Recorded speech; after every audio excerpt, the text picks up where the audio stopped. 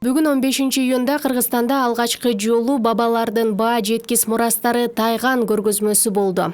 Ага тарых музейинин директору Жылдыз Бакашева, маданият, маалымат, спорт жана жаштар саясаты министри Азамат Жамангулов жана ардагер тайганчылар, манасчылар катышты. Аталган иш-чара манас айтуу жана комуз күүсү менен башталып, тайгандар көрсөтүлдү.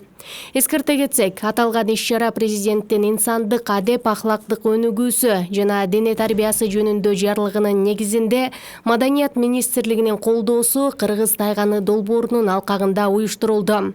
Саамалыкта Кыргыз тайганы тууралуу тарыхый, археологиялык жана этнографиялык материалдарды чагылдырган көргөзмө болду. Сегодня в историческом музее проходит выставка, посвященная нашему достоянию, кыргызскому тайгану. Я конкретно представляю первый в Кыргызстане международный питомник кыргызского тайгана, который называется Азия-хан. Мы занимаемся профессиональным разведением чистокровных кыргызских тайганов. И сегодня мы представили несколько особей. Это титулованные особи, которые являются чемпионами Кыргызстана, кандидатов в чемпионы СНГ. И есть небольшая экспозиция нашего питомника на втором этаже.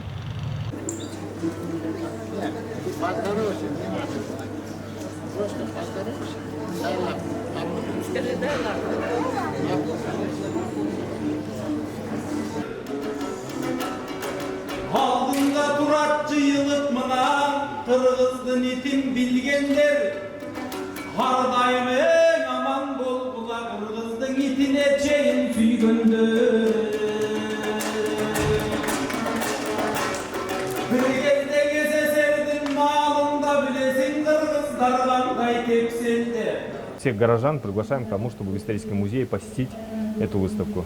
Скажите, пожалуйста, их надо сохранять, в каком они количестве, я не знаю, ваш вопрос или нет, и почему решили все-таки сохранить, да, и внести в материальное наследие? Потому что, как тайган, по крайней мере, это неотъемлемая часть нашей культуры, потому что наши деды всегда охотились, занимались охотой, и неотъемлемой частью процесса охоты именно был тайган.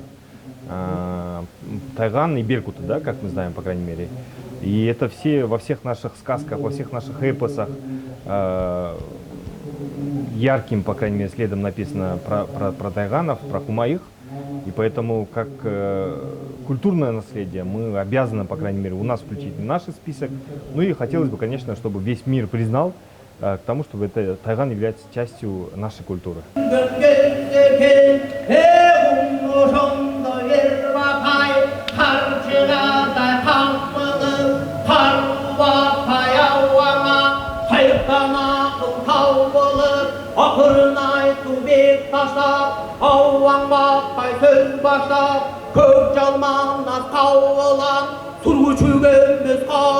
Тайган эми бул мен 5 класстан баштап тайган багып калдым да.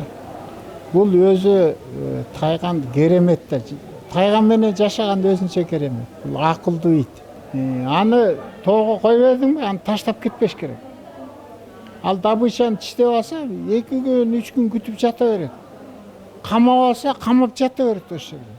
Ачка болсо да ошону кетпей, суук болсо да ошол жерде тырышып тура берет. Булар кыргыз элине ачарчылыкта, балакыран ачкарчылыктан сактап калган кемпир шалдардын баары. Согушка эркектердин баары кеткенде ушулар эт менен баккан кыргыз эл. Мынакей жана кубакы деп атпайбызбы? Бул тайганын аты. Ошо тегеректе эмне бар? Эч жей турган эчтеке жок. Эт эле. Кара куйрук деген, кулжа деген болгон. Шамшынын ичинде болсо көкчө деген тайган болгон. Бир эле кемпир көкчө ошо элди сактап калган ачарчылык.